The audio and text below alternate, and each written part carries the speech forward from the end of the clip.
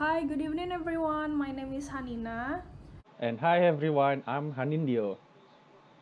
and we're from International 9 class. We're going to present about emotional intelligence and interpersonal skill for leaders.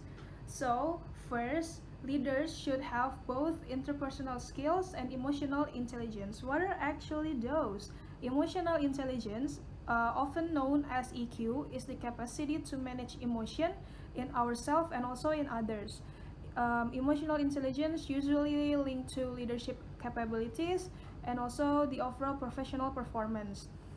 Meanwhile, the interpersonal skill could be defined as the action as we interact with others. Emotional intelligence and interpersonal skill could help us in increasing self-awareness by understanding each own personalities.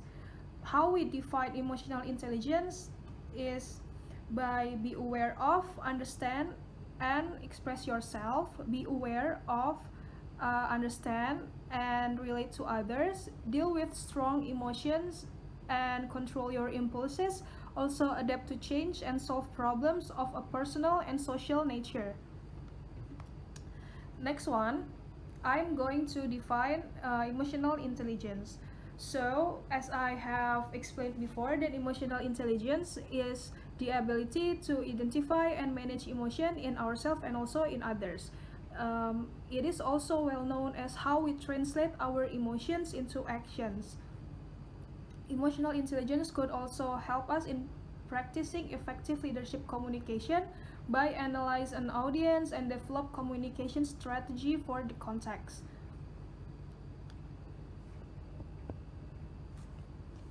Emotional intelligence also have major domains, not only about ourselves but also others, which are personal competence, self-awareness, self-management, social competence, social awareness, and relationship management.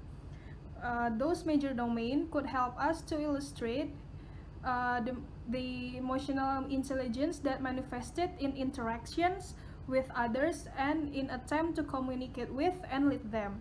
For example, in this coronavirus pandemic, there are many musicians held donations for the victim of coronavirus by holding a stay-at-home concert, or in Indonesian, konser di rumah aja. uh, it is how they could attract people to watch them and also engage them to join the donations. Also, there's this band called God Bless. They have this song called Rumah Kita, or in English is Our Home. It is actually become famous nowadays because it told us to just stay at home because we have everything we need in our own home. Um, it is actually very useful in the middle of this pandemic to motivate us to just stay at home, so keep social distancing, and then also self quarantine. The song sounds like this.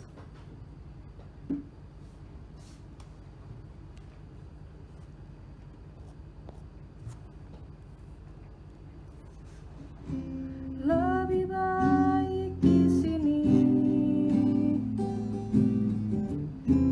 rumah kita sendiri, segala nikmat dan anugerah yang kuasa, semuanya ada di sini. Rumah kita. It sounds like that. And then the next one, I'm going to talk about how we increase self-awareness by understanding our personalities. So, the first step toward emotional intelligence is self-awareness. Self-awareness could also come in the form of what am I feeling, what do I want, what does my sense telling me, it's something like that. And then there are also several assessments to help us to obtain some idea regarding our emotional intelligence. How we can develop the emotional intelligence actually could be an advantage in improving our leadership communication ability and the need for us to understand our strength and weakness.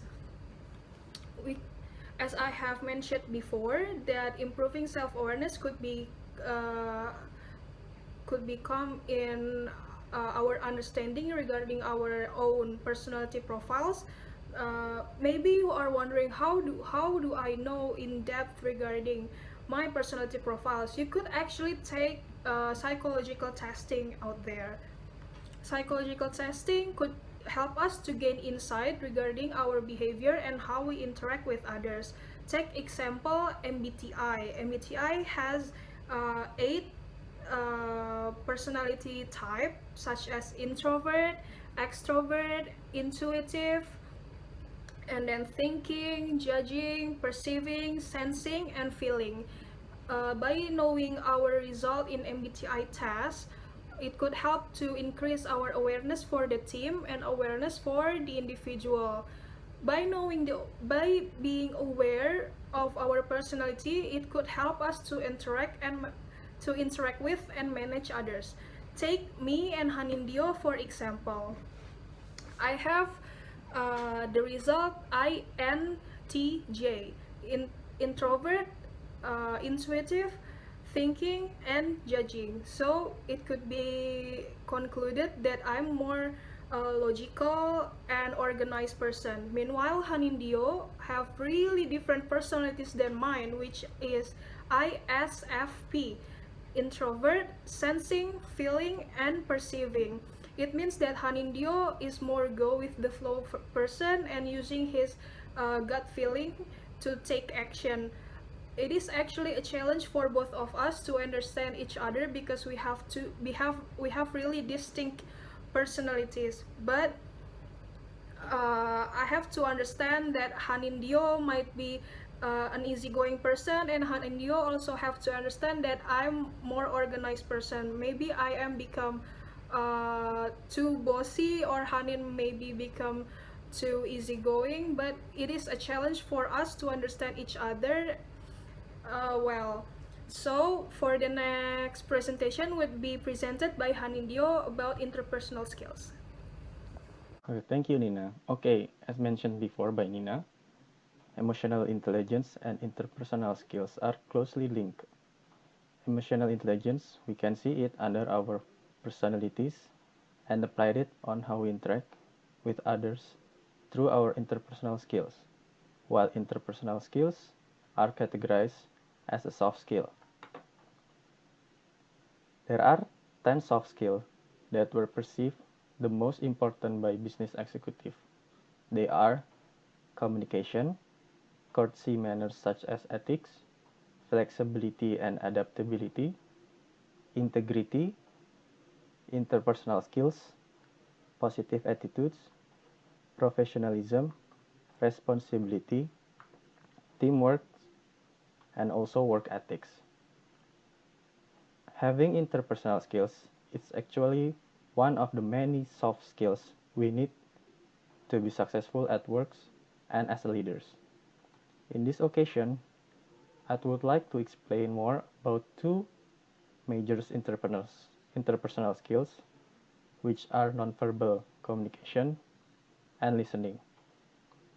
In order to improve nonverbal skills, we should know what is nonverbal skills itself. Nonverbal skills is the way we sending message without using verbal language. We can categorize nonverbal communication into 8 groups, which are appearance, paralanguage like vocal cues such as volume, pitch, and rate, also kinesics or body movements, and also eye movements, facial expressions, and also smells, and chronomics, or the way time is used. For a leaders, knowing about nonverbal communication is important, especially if we want to improve our communication skills. Before we discuss further regarding how we should improve our nonverbal skills, There are some nonverbal that could affect ethos or professionalism, mainly because of cultural difference, such as smiling too often or when not appropriate can make us seem superficial, and not smiling at all can cause us to be seen as troubled or unapproachable. And then raising our eyebrows suggests questioning as well. Looking down at our cell phones or tablet also suggests a lack of interest and will offend many. Not touching web to web in a handshake can create a weak handshake where only the fingers touch, which we usually want to avoid. By that, we should have a firm but not tight handshake. To prevent it, we should improve our nonverbal communication. It is because nonverbal communication can help us in our communication with others and in and in our understanding of how they perceive our communication. In doing so, first, we must learn as much as possible about any culture in which you will be interacting. For example, in Korea, you have to call people using greetings or their titles. Also, you have to put your boss first when eating or drinking. Second, we cannot judge someone's action out of context or leave the action unexplored when important to you or to the organization. It is because nonverbal behavior depends on the context. What came before and what will came after will influence it. For instance, if someone walked past us in a corridor without speaking, we might assume that the person is irritated with us for some reason. We assign a meaning to the behavior that attribute an intention or motive to the other person. However, the action could have any number of explanations. Perhaps the person is simply absorbed in thought, or perhaps not feeling well. And the third, develop an understanding of sensitivity to nonverbal cues. So we should pay attention to facial expressions, volume, pitch, and pace of the voice. By doing so, we can improve it by role-playing exercise, and then videotape them, and then discuss the nonverbal communication that occurs. And last, we can assess our own use of nonverbal communication by using a videotape to see ourselves as others and watch ourselves. And also we can observe our body language, our volume. Is it too loud or is it too soft? Or do we talk too fast or do we talk too slow? Next, I will discuss about how to improve listening skills. It is important because lack of listening skills can hinder many people's careers. Actually, there are three levels of listening. Level 1 is empathic listening, where you refrain from judgment and listen with close attention. Level 2 is hearing words but not really listening. The receiver pretend to hear and even respond. However, they do not understand what the speaker's real intent because they are focusing on words at a logical. And level 3 is listening in spurts. Receiver tune in and out, hearing only part of what is said. They may even pretending to listen when they are thinking about something else entirely. Of course, all of us want in level 1, which are empathic listening. So here's common barriers to effective learning. First, maybe the topic is boring. And then second, Do not agree with the speakers. Third, more interest in what we have to say. Fourth, distracted by others' thoughts or by activities. Fifth, having preconceptions about the subject or speakers.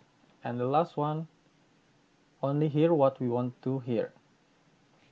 In order to overcome those barriers, we can use these ways to improve listening habits. The first one is stop talking and then stop thinking ahead to what you are going to say. Then avoid multitasking. Also try to empathize with the speakers. We should don't interrupt but asking questions if something is unclear. Focus on speakers closely. Listen for ideas, not just for the facts. And then listen with open-minded, not just for what you want to hear. And the last one is pay attention to nonverbal cues and what is not.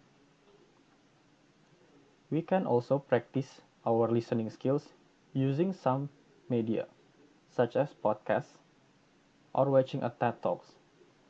After finish listening to the podcast or TED Talks, we can try to summarize what the speakers said immediately. Also, we can record the main ideas only instead of write down every words. We also can practice paraphrasing others as they speak, but do not interrupt them. And the last one, we also can listen to a news story or something primarily factual and then try to summarize what you have heard. So I think that's all for us. Thank you